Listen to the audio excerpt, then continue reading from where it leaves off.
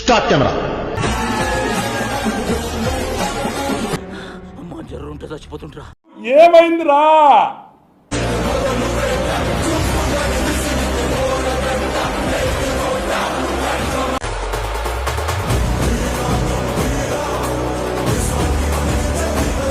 దండలు వేయొద్దు, మణిమకుటాలసలొద్దు.